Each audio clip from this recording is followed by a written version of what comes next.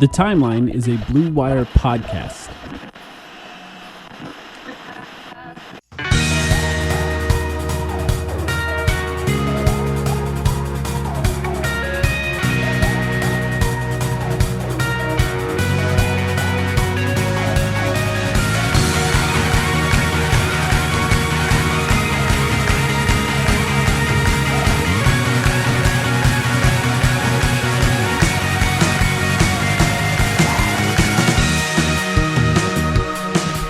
Welcome to the Timeline of Phoenix Suns podcast. My name is Mike, here with Sam.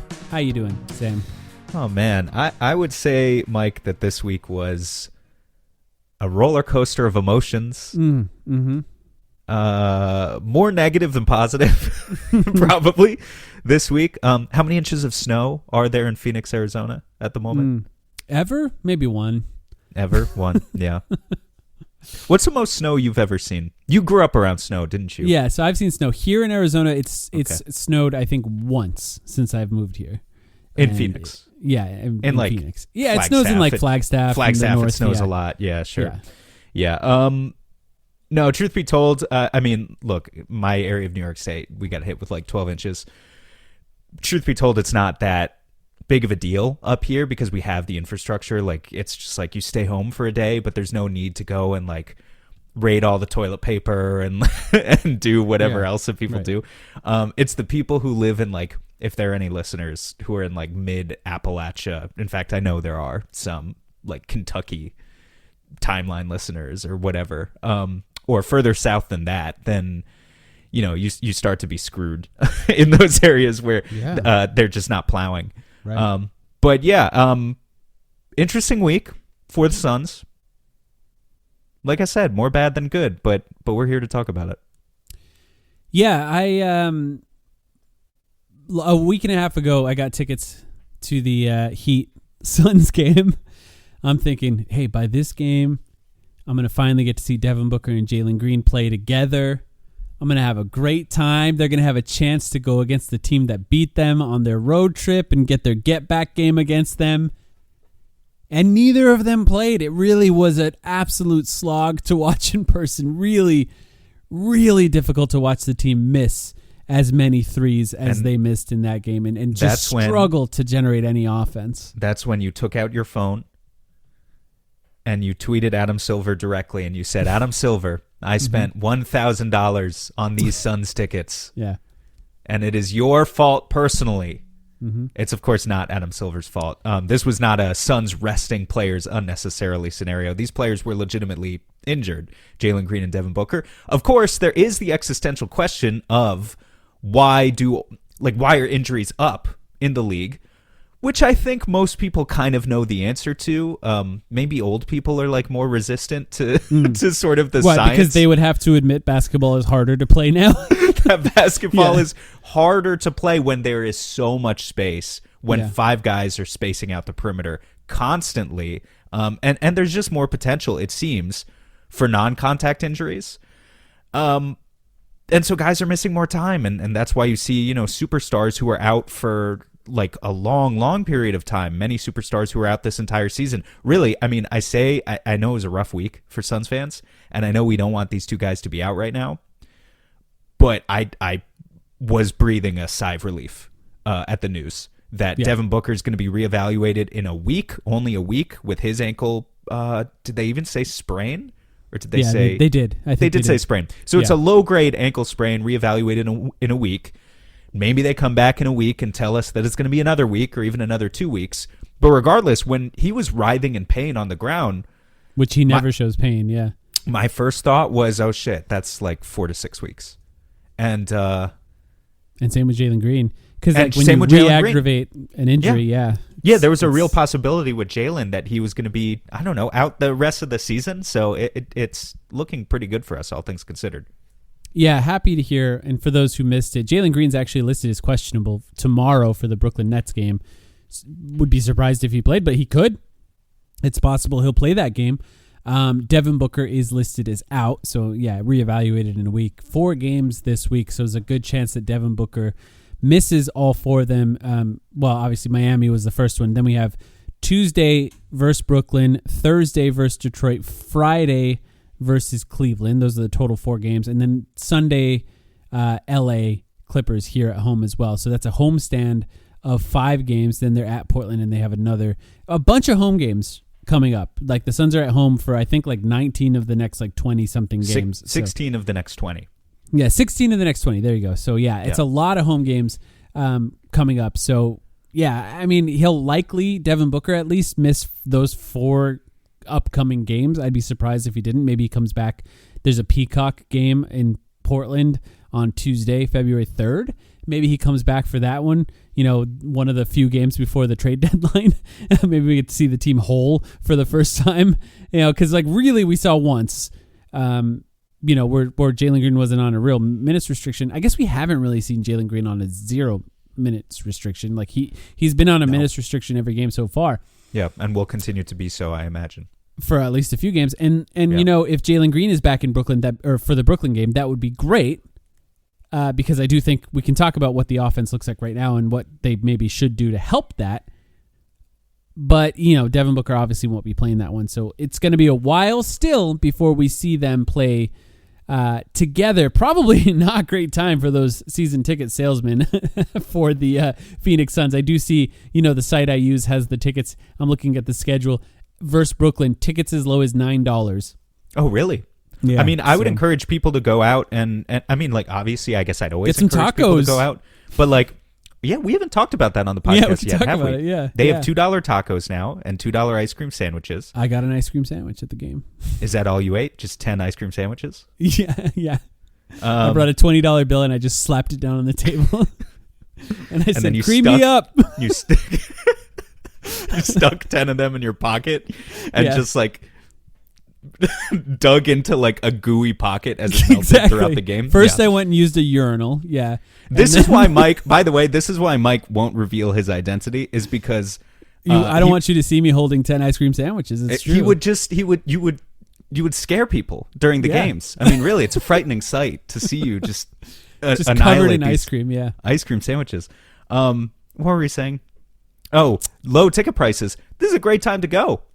Now it depends who's playing. As long as you have low expectations for whether or not they're going to win. Yeah, and I understand that like the schedule has been so grueling so far this year that what hurts about it a little bit is this stretch, the 16 of 20 at home stretch, is where you're finally supposed to not take a breather, like every opponent matters, but this was where we were supposed to maybe see them beat up on some teams and really climb the standings.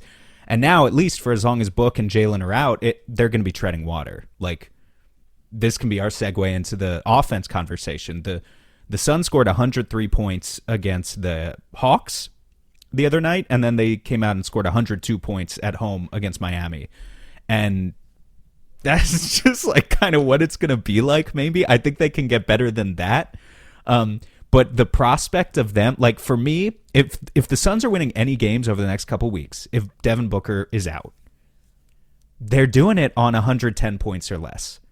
And so it's defense, yeah. And I want to talk about defense first, and the offense just needs to be good enough because we can see what it looks like right now. So I want to talk about what we think they should do. Let's talk just a little bit about what happened in the Heat game, just to sort of break it down. By the way, I mean, like here, let's just start here. They need to make threes. Royce O'Neal 0 for 7, Grayson Allen 1 for 11.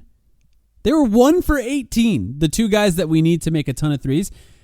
They actually did a pretty good job over the course of the game at generating threes. It wasn't that bad if you watch that game back. They didn't do a terrible job at generating threes. Don't get me wrong. Grayson Allen probably took 3 really difficult, 3 or 4 really difficult ones of his 11.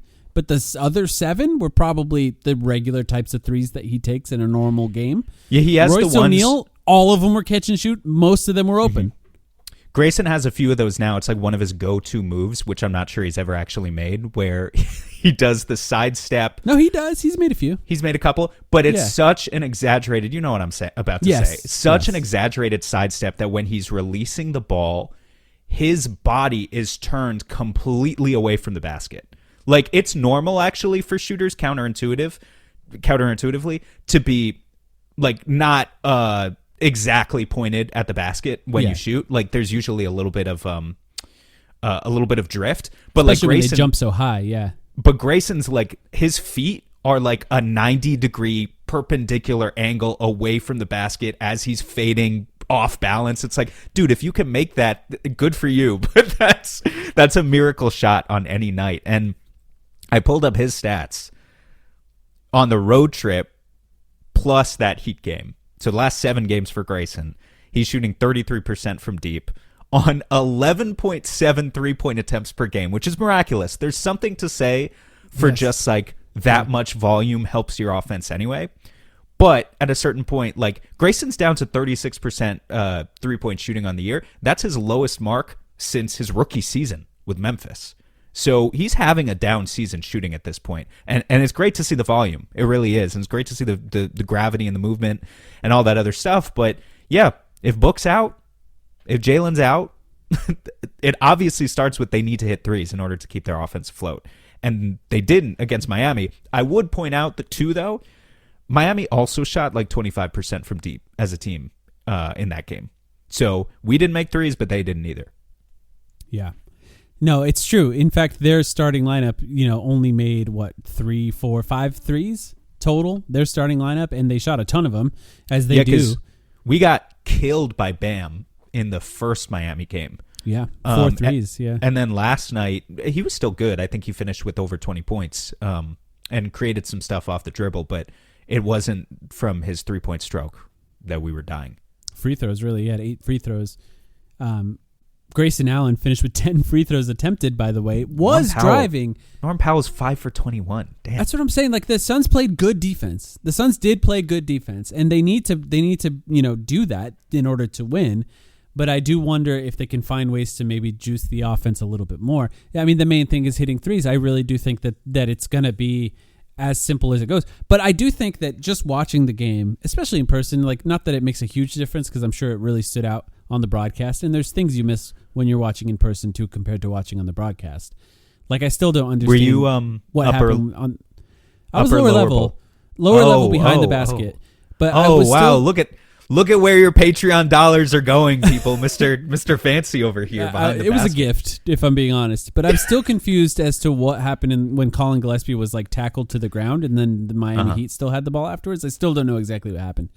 But watching in person, it really helped me personally, or just watching this team without Booker or Jalen Green, appreciate just how easy it is for Devin Booker to start the offensive engine that is the Phoenix Suns.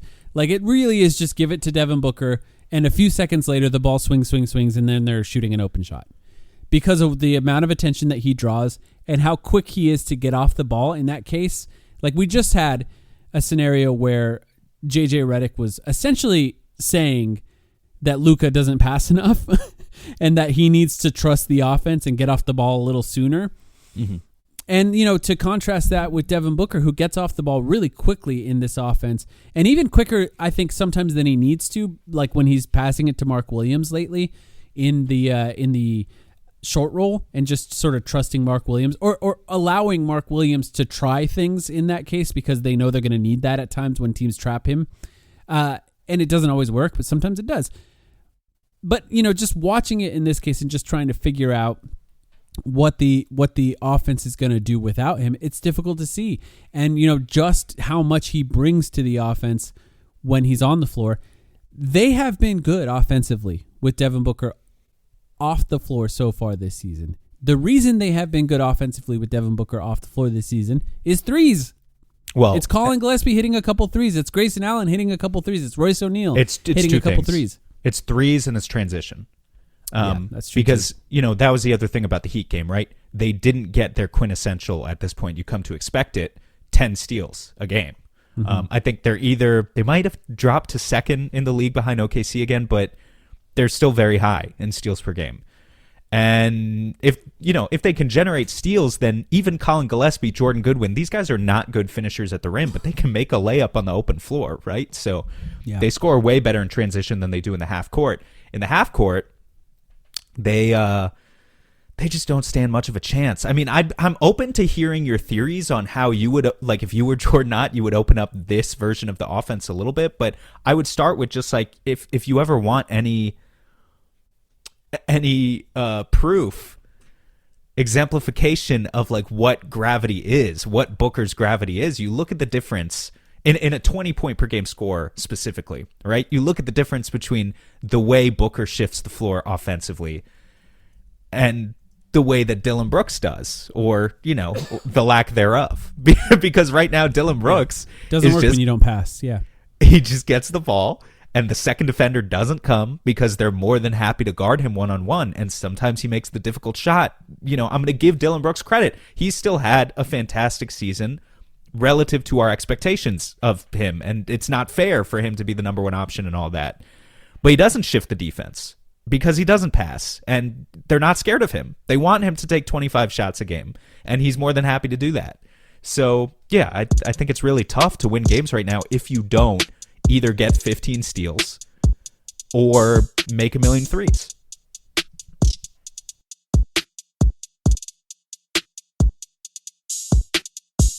If you care about coffee and how it's made, check out Alchemy Roast.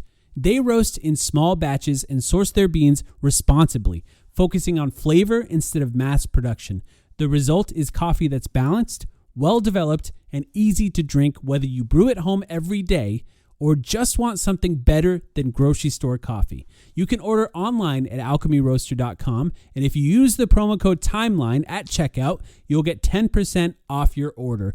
Go now to alchemyroaster.com, my favorite coffee, and use the promo code TIMELINE at checkout. Get 10% off, support a local Phoenix business, and get the best coffee you can buy.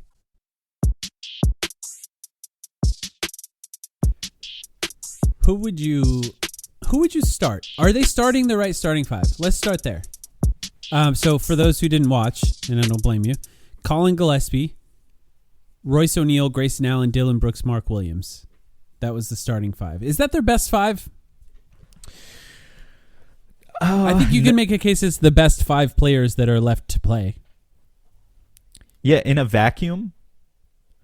So it's tough because Ott values shooting, and those are the best shooters, right? It's yeah. Mm-hmm. I mean, not Mark Williams, sure, but it's which they played five. They played five. Like they played with Dillon Brooks at center when they were trying to make a comeback late in the game. But yeah, let's start with the wings though, right? Why do you start Dillon Brooks, Grayson Allen, and Royce O'Neal together? Because you're thinking those three guys gives you 33s. They're going to get up 33s in just those three guys. And Ott is thinking if we do that and we rebound, we'll have a chance to win. Here's the problem. Those three guys do get up a lot of shots. They don't rebound, right? They only do half of the equation. Dillon Brooks is kind of a disastrous defensive rebounder if you're watching him lately. Not just lately, it's been his entire career.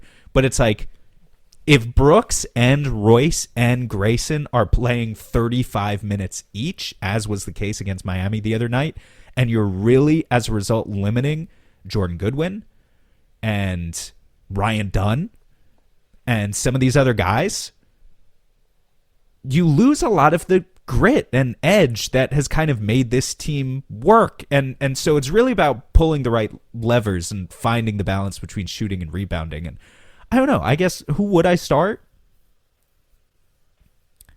I don't know if I would start him, but I want to have a Ryan Dunn conversation with you.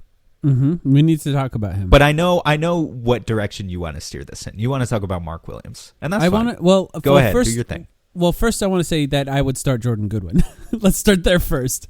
I just feel like watching them play yesterday, I kept thinking this lineup is missing Jordan Goodwin. Yeah, and then he played, and he wasn't that good. But I agreed with you. I also thought that they should have played him more. He just happened to not have a great game. So I'm saying Jordan Goodwin, Grayson Allen, Royce O'Neal, Dillon Brooks, and then the center is the question mark. And I'm saying you're saying no Gillespie? Bringing Colin Gillespie off the bench because you can't look if you have to lean into defense. And I know they played pretty good defense yesterday, but if you have to really lean into defense, let's put the best potential defensive lineup mixed with some shooting in the game. And that would be Jordan Goodwin, who does shoot, doesn't always make threes, but does shoot. Grayson Allen and Royce O'Neal, the two best shooters that are left, Yeah. outside of Colin Gillespie. The thing Dylan is, though, Brooks and Oso Ighodaro. Oso Ighodaro can help you switch everything. We'll talk about why I said him, though. we'll talk about Go that ahead. in a second, Yeah. but Yeah. just on Colin, who I think actually has been pretty good lately. He's really shot the ball well. Yeah, he has.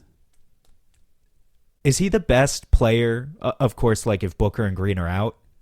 I mean, who's the best remaining player on just making a tough shot when you need one right now? It's definitely Colin. And then it's Grayson. You think it's Colin over Brooks? yes. Dylan Brooks deserves to be in that conversation based on the season he's had. But either way, Colin's in the top 2. And I think Yeah. Grayson's firmly number 3 behind both of those guys. Yeah, I think that's fair. So I just really want to see Jordan Goodwin out there in this case, just to make. There's a version of this Suns team that makes the team that they're playing makes their lives a living hell, and I think Jordan Goodwin is in that. Now, ideally, you could find a lineup that works with Jordan Goodwin and Colin Gillespie on it. So you're doing Jordan Goodwin, Colin Gillespie. Then maybe you do Grayson Allen, Dylan Brooks, and then a center. And you take Royce O'Neal out of the starting lineup, you bring him off the bench. But I do think that Royce O'Neal, when he's on, is like a vital piece for this Suns offense. And admittedly, take him out, and you're putting Colin Gillespie, Jordan Goodwin in there, the defense gets a lot better because Royce O'Neal makes the defense worse. He just makes the offense significantly better. And maybe you could make the case for that. But let's talk about, we can come back to the starting lineup conversation, because I don't necessarily think what Jordan Ott did is the wrong choice. Don't get me wrong. I think he's got a really difficult job there's, right now. There's no easy lever to pull in this case, because the most likely scenario is they can't fucking score with They're these all guys. flawed role players, right? Yeah. So, some of them are good at one thing and not so great at the other. They all work around Devin Booker. Yeah. It's like, do they work without him? Not necessarily. Like, in the right context, maybe it could work. On the season, Mark Williams on the court, 113.3 offensive rating, 111.5 defensive rating. That is plus 1.8 net rating. Oso Ighodaro on the court, Suns have a 113.6 offensive rating on the season. That is better now than Mark Williams. And a 106.3 defensive rating, which is a plus 7.3 net rating. Now, just to explain this a little bit, it essentially means, for those who don't understand these stats, lower defensive rating is better, higher offensive rating is better. The net rating is essentially, out of 100 possessions, how much are they outscoring their opponent?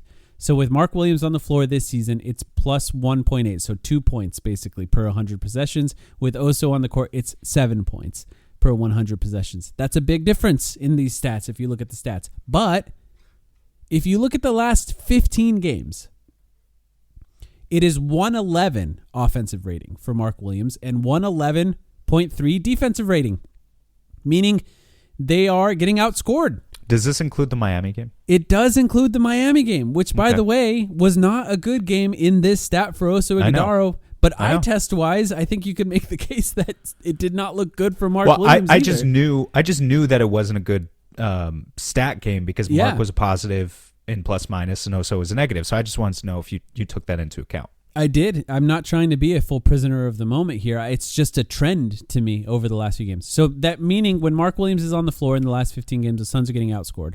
When Oso Ighodaro is on the floor, mind you, I said Mark Williams 111 offensive rating in the last 15 games. When Oso is on the floor, 114.6 offensive rating and 103.3 defensive rating in the last 15 games, which is a plus 11.3 net rating. So when Oso's on the court in the last 15 games, the Suns are kind of beating the crap out of teams. And when Mark Williams is on the court in the last 15 games, they're getting outscored just barely, but they're getting outscored. Now, you can factor in Mark Williams starts, so they're starting against a little tougher of a lineup in the starting lineup, but often Oso closes. So the best lineup for the other team is still on the floor in a lot of those games as well. So you have to factor that in too. Now, would I start with Oso on the floor if Devin Booker was healthy?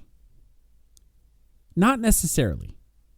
Now, I think Mark Williams on the floor makes sense there. There's just a little bit of extra things that he does, and Devin Booker does all the playmaking stuff that helps create shots for other people that you don't need Oso to do. But Oso is a shot generator for players like Royce O'Neal, for players like Colin Gillespie and does a pretty good job at helping those guys get open from three. He's also the best screener on the team. The other thing he does is he allows them to switch everything. And when they're switching everything with the right guys on the floor, and the guys that I said once again in the starting lineup, Jordan Goodwin, Grayson Allen, Royce O'Neal, Dylan Brooks, Oso Ighodaro, that actually kind of makes it difficult for other teams to score. There's a reason the defensive rating in the last 15 games is 103.3 with him on the floor. I don't necessarily think it's a good idea to start Oso Ighodaro over Mark Williams, just for Mark Williams' sake. Like, just to make him... You don't want to ruin his confidence at this point of the season. You don't want to make it more difficult for him. I'm glad you said that, because I was going to bring it up if you didn't. But I do think that there is a world where the Suns are better for it. Now, here's the issue. Like, Miami did a really good job against Oso Ighodaro for two reasons. They really crashed the boards with Oso on the floor because Oso was on the perimeter guarding guys when he was switching. So when you crash the boards with Oso on the perimeter, other guys have to rebound. That's why you have Jordan Goodwin in there, right? Yeah, but keep in mind that power forward next to Oso is often Dylan Brooks or Royce O'Neal, guys who don't rebound. Exactly, yeah. So the Suns are going to struggle to get rebounds. The other thing they do is just sort of dare him to drive and then foul him when he gets to the rim. Now, that could work against some teams, but it hasn't against most teams. Like, the Suns have just been better with him on the floor. Now, existentially, the conversation here is, are we concerned about Mark Williams? Now, I'm not necessarily going to say yes to that just yet. But on the other side of that, short-term wise, would it be better to have Oso start? Maybe, potentially. That doesn't mean it's the best choice coaching-wise, but, like, statistically, it's the best choice statistically. So when you say, are we concerned about Mark Williams, do you mean as, like, you know... The fact that the Suns are getting worse with him on the floor as the season progresses. Okay. But that doesn't answer my question. Do you mean, like, do we think that Mark is not a valuable basketball player, which would be one question, or are we afraid of giving this guy who we're not sure about $20 million a year in a contract extension? Is he a starting center on a good team? Okay, that's a different question. And so far question. he has been. That's now, for a different the record, question. Literally, and my answer to that question is yes, I am worried. I like Mark. I think he's been good this season. I would still say that on the whole. He's done more good than bad, certainly. But I think if you look at centers around the league who are making $20 to $25 million on contract extensions, they are guys who you can count on to start for 28 to 30 minutes. And that's just not true of Mark Williams. He's been playing 24 minutes a game in a starting role. And when he plays, to your point, sometimes it's good, sometimes it's bad. So, but that's another reason I wanted to bring up, like, the prospect of benching Mark Williams in a season where you've had such good chemistry. Yeah, exactly. Is going to be touchy.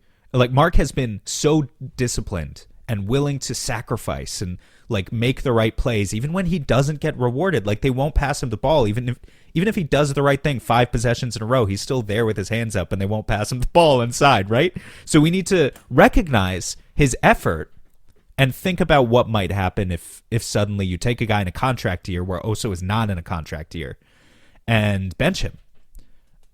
Because it's going to be touchy for him and it's going to be touchy for his agent. That could be the difference in a lot of money on Mark's future contract. And maybe you just say that's the business and, you know, he doesn't deserve $20 million a year going forward. He deserves more like 10 or whatever. But there's a human element to all this too, and it's just one more challenge for Ott to have to navigate. And the front office too, a little bit. I think it's tough with Mark Williams because, like, in some ways, I saw a conversation on Reddit, for example, of the Suns need to feed him more. Now, am I a little triggered by the idea of feeding a big man because of DeAndre Ayton? The Lakers are going through that exact conversation with DeAndre Ayton now, where they're questioning whether or not his effort is tied to whether or not he's being fed as an offensive player. Yeah, that did trigger me a little bit. So I'm just like kind of like, oh no, I don't like that idea. Mark Williams, his issues are not effort related. That's the good news with Mark Williams. And the reality is, do they miss Mark Williams on some passes when he's rolling to the rim, especially in transition, when sealing off on smaller guys? Yeah, I do think they do. They do. And he takes, to defend those people a little bit on Reddit who are asking for him to be fed more, he takes fewer shots. He does in Phoenix than he did with Charlotte. And so you're right to ask, why is that? Why are our guards missing him? I think there's a couple in reasons, the case of what do you think? Well, in the case of Dillon Brooks, it's because Dillon Brooks is a ball hog. Yeah, Dillon Let's Brooks be is honest. he doesn't see him. Yeah. In the case of Colin Gillespie or Grayson Allen, I think it's a little bit more surprising. I mean, I think those guys have tried to feed him sometimes, but they could certainly be better at it. I think it's because those passes over the defense are often turnovers. They're very dangerous. No, I know statistically they are very dangerous and definitely harder than fans realize. Yeah. That is all absolutely true. Something else, though, that is absolutely true is that the Suns are one of the worst teams in the NBA getting to the rim. And passing to your big man counts as getting to the rim, right? It's a way to do it. And I'm not here to be Jordan Ott with the clipboard and draw up the exact plays to do it. I just think that they could be better at it. They definitely could be better at it. I think Devin Booker has actually put more of an effort into trusting Mark Williams recently, in the last 10 or 15 games or so, which is kind of interesting to think about in looking at these stats. And that is probably helpful for him as a guy who's trying to earn a contract, because people look at those stats when they're looking at contracts, and those stats matter. They also, by the way, look at these on-off stats, I think, when they're trying to sign a contract for guys. But outside of that, Royce O'Neal, Grayson Allen, Dillon Brooks, Jordan Goodwin, they're not going to be good at that pass. Devin Booker is going to be good at it. I mean, and even him is kind of not the best lob passer. I still think he's probably the best on the team. Although Grayson Allen has had some good lob passes from inside the paint. But I think most of the times they're missing him is when somebody's behind the 3-point line and he's running to the rim, and those passes have to go over the defense, and it's as hard as shooting a shot sometimes. And they're just going, nope, let's set our offense. Let's try and generate something open with our normal half-court offense. Let's not risk this risky pass into the paint to a guy that does it. The other thing, too, LaMelo Ball was in Charlotte. So, if you're playing with LaMelo Ball, you're going to get shots at the rim because he's just a really good point guard. He's really fast with the ball, and he also just is willing to throw the ball down the court, play a little recklessly, and it resulted in a lot of losses. But that is why he shot more shots there, because they just didn't have the same kind of guys who could generate open shots as they do in Phoenix, and that resulted in Mark Williams shooting more when he was on the court there. But having said all that, I don't necessarily think giving him the ball a couple more times during a game is going to solve some of these on-off stats for him so far this season. And, I also think that starting Oso could potentially kill his net rating. Now he's playing against bigger guys, and that could make it a little more difficult. And if they start a game by, giving up 5 offensive rebounds in a possession, maybe that just kills the momentum as well. But there's something to it.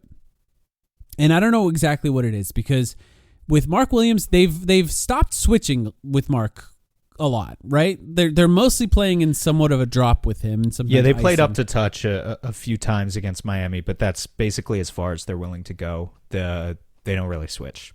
Mark. And the Suns, as constructed, because they do have a lot of little guys, but they're all pretty strong, they're pretty good at switching. They're just good at that. And it helps them to stop 3-point shots. That's the main thing when you're playing in a drop, especially against guys like Norman Powell, who didn't do it in this game. If you're playing in a drop, they're just going to get open threes off those screens. But if you're switching, you can force them out of those threes and make them drive to the rim and see if they can, find ways to score other ways, which helps the Suns defensively. But, it's something I'm keeping an eye on, and that brings us back to the overall conversation. Are they starting the best 5 in this scenario without Devin Booker and Jalen Green? Well, I mean, to put a ribbon on the conversation a little bit, it just demonstrates the fact that I think the Suns are fairly deep this year with not a whole lot of difference between their 4th, 5th, 6th, 7th, 8th best guys, right? So there are a lot of guys they could start. I'm just going to say about Oso, he's had a really good season, and I know what the net rating stats say. If he starts and I'm the opposing coach, do you remember the game where Shaq was fouled right after tip by Greg Popovich? I'm doing that to Oso. His first career start, whoever the opposing coach is, should hack him immediately. Send him to the line, and if he misses both, I've already won. The momentum is already on my side. I just think you should shoot 60% from the line if you're going to be a starting center. And Oso's at like 47. Love the guy otherwise, but it's his biggest flaw, and he's got many. 100%. I will say, about Oso recently too, and then we can finally stop talking about him. Mm-hmm. Like, is it fair to say at this point, this is completely outside of like, does he make the team better compared to Mark or whatever, but does he just have the best highlights on the team now? It feels like he has the most contact dunks now, it feels like, right? He has both contact dunks and like emphatic blocks, more emphatic blocks than Mark, even though he's smaller. And it feels like he had a really good one yesterday. Yeah, it feels like he has the best highlights right now. Plus, sometimes you get a fancy pass, a little between the legs, handoff action to Gillespie or just something cool. Like, I would say there are also a lot of cool hustle plays on this team. Obviously, we've talked about that a lot. Mm-hmm. But outside of that, just like the traditional dunk and block stuff, Oso, I would love for someone just to put together the highlight reel at the end of the season because it's a good idea. He'll look like a star in highlights. Yeah, he's gonna be good. Yeah. Let's talk about someone who their highlight reel might look pretty good, but their season has not been that great. Yeah. Because we haven't mentioned this guy at all today. Mm-hmm. Ryan Dunn. Ryan Dunn finished with 8 minutes. Isaiah Livers with 15. That's wow. Yeah. The way I phrase this to you is, all coaches have their favorites. We remember Monty Williams with Landry Shamet. Did Frank Vogel have a favorite? Grayson Allen, maybe. Yeah, he did like Grayson. I mean, Nurkic to some extent, too. Did Although they ended up not liking each other by the end of the season. Budenholzer and Tyus Jones, certainly. It's a good one, yeah. And then, on the flip side, coaches tend to have doghouses. And now, Jordan Ott graduating to being a head coach in the NBA, I nominate Ryan Dunn as the first player to maybe be in the Jordan Ott doghouse, in the sense that I'm going to make the case. Feel free to agree or disagree with me. Ryan Dunn is playing like 8 minutes a game right now. I don't think that that's justified. And I understand Ott has a difficult job, and I think he's done a tremendous job this year with balancing rotations. I don't really understand where this level of casting aside Ryan Dunn is coming from. I understand it hasn't been the greatest season. To put some numbers to that, Ryan Dunn has not scored in double figures since November 16th. Basically the beginning of the year. He averaged 24 minutes a game in November. That dipped to 20 in December. It's dipped again to 16 in January. And to your point, basically 10 on this recent road trip. And that's even coming as we've seen him shooting a little bit better from three. Just a little, but it's been there. And also, if we're going to bring up net rating stats, here's a net rating stat for you. The Suns have a plus 6.7 net rating with Ryan Dunn on the floor this season. They are a plus 2.2 without him. So still good, but better with him on the floor than without him. That is factually true. So where is it coming from that this guy, who obviously you're trying to develop, is on a rookie contract, is ostensibly part of the future, is now playing less than Isaiah Livers? Where's that coming from? He's in the doghouse. He's the first guy. Where is it coming from, in your opinion? It has to be, I don't know, because like if you watch him play, it's not like he makes a ton of mistakes. He looks like he's playing hard out there. Like he gets offensive rebounds. He gets those awesome putback dunks. He's had, I think, three, I think, this season that have been really highlight worthy, like you described. He shoots when he's open. He doesn't turn him down. He's cutting at the right time. There's no like mistakes that are just based on decisions he's making that stand out to me. It doesn't mean that there aren't any. I'm sure if we were to really hone in on his tape, we could find some that stand out a little worse than others. But he does miss a lot of shots, and they have guys who hit shots. Like that's I will part say of me this. wonders if that's what it is. You know, he doesn't just miss threes, right? It would be one thing if he just missed threes. I still think there is some untapped offensive potential with Ryan. You know, like him as a screener. But the facts are what they are, and right now he's below average efficiency, below 50th percentile at the rim, in the short mid-range, in the long mid-range, and of course from three, right? There is no spot on the floor where Ryan Dunn has above average efficiency as an offensive player. He's just mediocre to bad at everything. And conceptually, I think Ott is probably, he really values the ability to say that we are a team that is like 5th or 6th or 7th or whatever in 3-point attempts. That's really getting them up there, and that they need to do that in order to win, and that he can't really afford to have two non-offensive entities like Ryan Dunn and Jordan Goodwin on the floor at the same time. He's basically saying I can have one or the other. I can't have both. The irony, though, is that when those two play together, it is some of our best lineups this season by net rating. Like, those lineups kill. They are awesome. And so conceptually, I understand why Ryan might not be playing, because he's a non-shooter and not a good offensive player.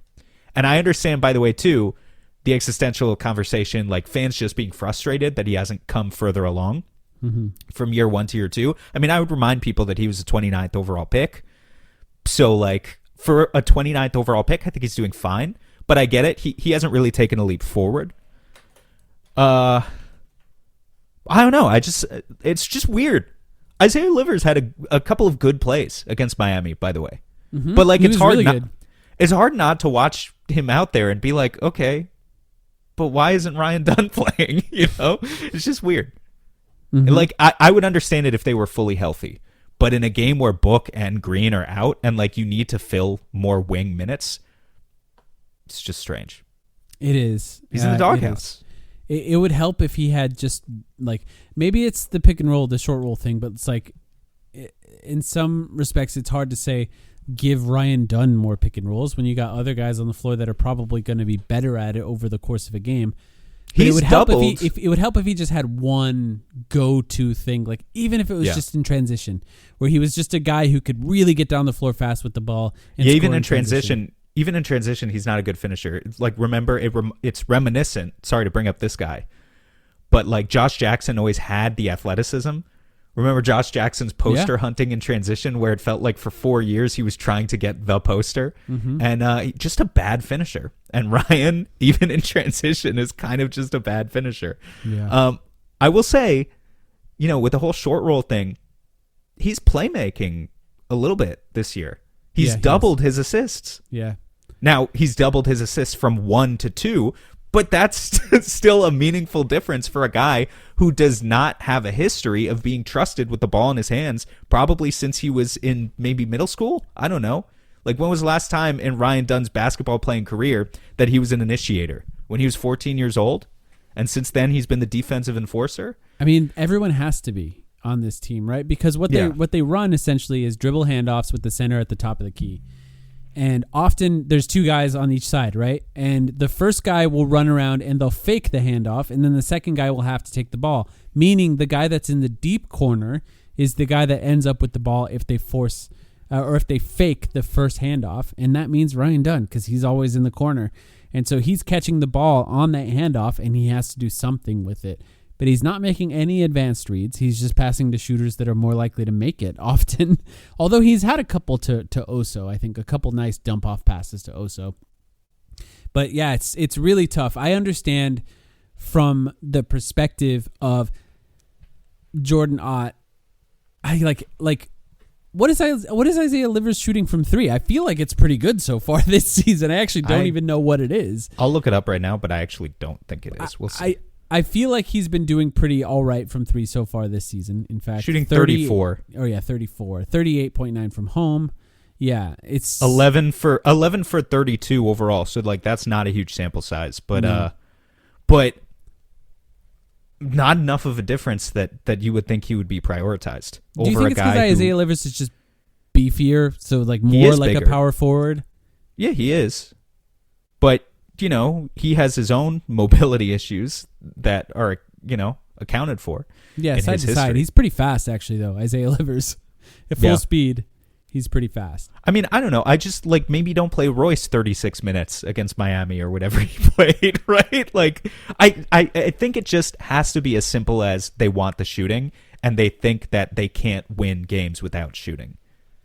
But then, okay, like if you're going to play your shooters who don't hustle as hard as a guy like Ryan Dunn and don't get rebounds, don't be surprised when you lose if they shoot 1 of 18 like they did yesterday, right? Like you're really backing yourself into a corner of we hit threes, we win the game. We miss threes, we lose the game. And so we'll see what happens tomorrow against the Nets. Because maybe that's all there is to it.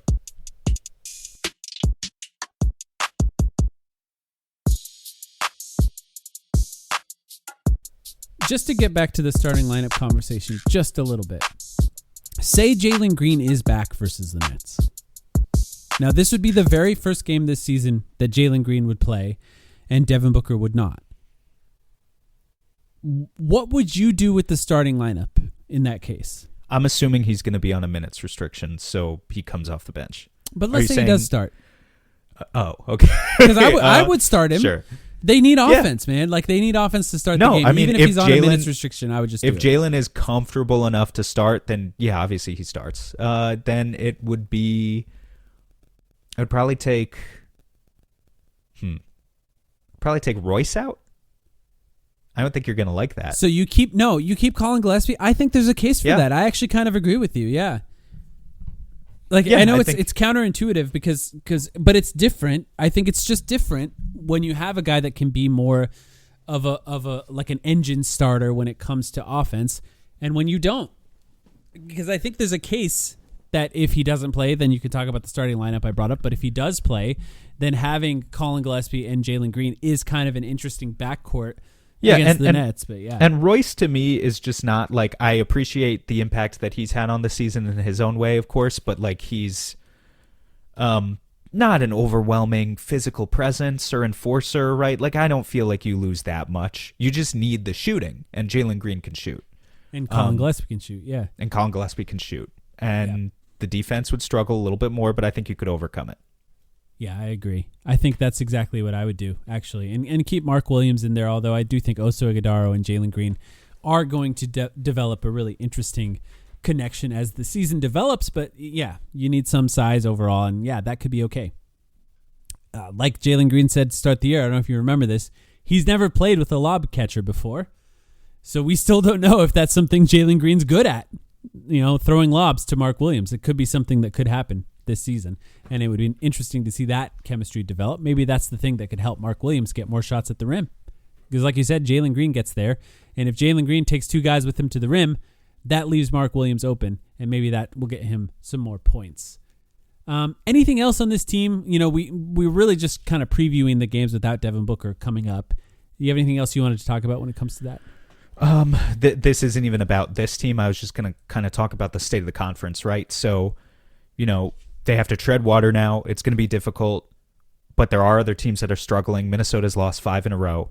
I think there are a lot of important games going on with the teams around us in the standings as we speak, and so we don't know the results of those games yet. But they're going to be in it, fighting every night, right? Taking the hits. And I guess we wouldn't want it any other way, because that's kind of the identity of this Suns team. Yeah. I mean, that's just what it is. It is a tough week to lose them. You're really just rooting for other teams to lose so that the Suns stay somewhere good in the standings. But I think the most likely scenario is they dip a little bit, and once those guys are healthy, they're going to have to find a way to get back up in those standings. And there was one game tonight. Oh yeah, it's the Warriors and Wolves are playing on Peacock tonight, and it's games like that where I'm like, can both of them lose? Someone has to win, but there are just too many teams that we're battling against in the standings. Warriors lost Jimmy Butler. I haven't talked about that in the podcast. Out for the season. Sucks for them, man. I feel bad for those fans. There's really not much they can do to salvage this season at this point. They still have the Kuminga disaster just sort of rotting at their team's core. There's something they could do. What's that? Trade Steph Curry to Phoenix? Not trade Steph Curry to Phoenix, although that'd be great. They could trade for a little guy out in Charlotte who was on the rumor mill this week, linked to Phoenix and a couple of other teams. You know who I'm talking about? Yeah, I do. Not overly excited to talk about this. You sound super enthused to talk I'm about so Miles. Tired. I thought to talk we were about over Miles Bridges for the 10th time. Yes. This Michigan State thing coming back to rear its ugly head. Miles Bridges has been linked to Phoenix before in the past couple of years, and truthfully, I don't know where this comes from. If it's as simple as he went to Michigan State, and of course we know Matt Ishbia likes people from Michigan State. Also, the Suns have just made a lot of trades with the Charlotte Hornets in the past couple of years. They have a very that's maybe one of the only other opposing front offices that they have the phone number to. You know, I don't even know if they have these other phone numbers. They just call up the Hornets, and there was Nick Richards trade, and then obviously the Mark Williams trade. The Nick Richards trade was separate. Nurkic too, right? Yeah. That's what I was going to say. So Nick Richards, what did we trade for Nick Richards? Was it Okogie? Yeah, I think it was Okogie. Yeah, so it was the Okogie for Nick Richards trade, then the Nurkic trade. And what am I missing? I don't remember, but yes. And the Mark Williams trade. They love this team. When did we get Vasilija Micic? Was that the Nurkic trade? Yeah, I think so. Yeah. Okay, none of these were. Actually, I don't remember. Yeah, but yeah. None of these were of great consequence, obviously. But it is a team that they like to have on speed dial, so to speak. And so here it is again. Brett Siegel reporting that the Suns have had some interest in Miles Bridges, and also names the Golden State Warriors, who you were just talking about, and the Milwaukee Bucks, and says that the going rate for Miles Bridges is at least a first-round pick. That is the asking price. Miles Bridges this year, I'll throw out the numbers for those who don't know. He's had a healthy season. He's played 45 games for the Charlotte Hornets, who are, again, a bad team. Although maybe not. They've been worse, but are still a bad team. I think they're 19-28. And Miles Bridges is averaging 18.5 points per game, alongside 6.2 rebounds, 3.5 assists. He shoots 45 from the field, 33 from deep. And it's not very good, actually. Didn't realize he was shooting that poorly. And I lost the page, so I can't get you his free throw percentage, but it's probably around 80. Yeah. What do you think? I'm anti for many reasons. But also, I just don't think I don't get it because I don't think Miles Bridges is that good. Have you ever been enamored with his game? There were times early in his career where I was like, man, he could be really good. And I just don't think he's grown in the way that shows you that he is. Great. I mean, he's just okay. And he's kind of always been just okay. And like a low tier offensive player. Okay. Like a starter. Like, it's not like he's a terrible player. I don't think he's terrible by any means. I just don't think he's been good enough to justify what he's gotten paid over the course of his career or what he expects to get paid later in his career. I do think from the perspective of, do the Suns have assets to trade for him? Yeah, probably, because he's had issues off the court that impact his overall value, and that a lot of teams probably don't want him. And I think for the Suns' perspective, you can talk about whether or not they want that kind of distraction for the team anyway. Well, let's talk off the bat about the fact that the Suns don't have a first-round pick that they can trade. Yeah, I mean, to be honest, anytime we get a rumor like that, somebody has to explain what they mean then. I mean, do they mean that the Hornets aren't going to get a first-round pick, and that's why the Suns are interested? Because you can say that. If they mean that, that's your Kaman Malawach trade, because Kaman Malawach is as close to a recent first-round pick as it gets. Or do they also mean... That would be a disaster of a trade, by the way. Imagine punting on your 10th overall pick to get Miles Bridges, who's fine on a bad team and has never been on a good team. They could also mean, I forgot the Suns couldn't trade a first-round pick when I was grifting. Yeah, that's possible, too. Yeah. Or it's an old report. Like, somebody goes, well, I know the Suns were asking, and that was enough. Because the Suns asked... like 12 months ago. Yeah, exactly. Yeah. Well, yeah. Here's the other thing about Miles Bridges is just like he doesn't really fit the Suns' identity of grit and grind either. Like, he's not a good defender. I don't think he's ever been a good defender. Yeah, especially for his size, he should be a good defender. He's in the essentially Paul George's body, basically. Yeah, he's in the 8th percentile in the league in deflections. I looked that up today. He averages half a steal and half a block a game. He's not an effective offensive rebounder, right? The things that the Suns are renowned for now. And that's fine. The Suns could easily afford to add a player who's like not a great offensive rebounder, not a great defender. If that player was like really a little bit more of an offensive engine, then I think it would make sense. But for Miles Bridges, who gives you like 18 and 6 and he's a bad defender, the juice isn't worth the squeeze to me, right? It's like you give me 18 on mediocre efficiency and you don't play defense. The Hornets are worse with him on the floor this year, by the way. You know, like... It's pretty bad for a team that bad. I don't want to definitively say that he's just a losing player because I think the Hornets have been such a dumpster fire that I don't think it's fair to blame them and the past 5 years of their situation on any one player, right? There's been LaMelo, there's been Miles Bridges, there's Brandon Miller's talented, obviously Con Knippel's having a fantastic rookie season, but like to blame it on any one person there just doesn't make sense. But no one's ever seen the evidence that Miles Bridges is a winning player. And honestly, like, forget the Suns for a second. If I was just like any random Joe GM, I just don't really see his value as being a first-round pick to begin with. I don't really see the first-round value. I would try and get him for a couple seconds. Otherwise, I'd probably say no thanks. Yeah. If I was a team like Milwaukee or something. Yeah. I agree with you. I kind of just another Kyle Kuzma to me. I don't know. Yeah, that's a good way of describing him. Yeah. How many points do you think Colin Gillespie would score if he was like the main offensive guy in Charlotte? 26 and 12. Trae Young numbers. If he was the main, if Colin Gillespie was a main offensive guy, he would give you 19 a game in Charlotte. Yeah, that's the team I'm trying to figure it out on. Okay. Yeah. Giannis still could be traded. I just wanted to ask a little bit about Giannis and this sort of disaster season that the Milwaukee Bucks are having, and now he's injured, could be out for 4 weeks or whatever. First of all, would you trade for Giannis? We didn't bring him up when we were talking about if the Suns had the assets. Would you trade for Giannis? I mean, yeah, dude. But I mean, yes. Okay, so like we don't. Like, yeah, we don't can't have get the into that assets bidding for war. Yeah.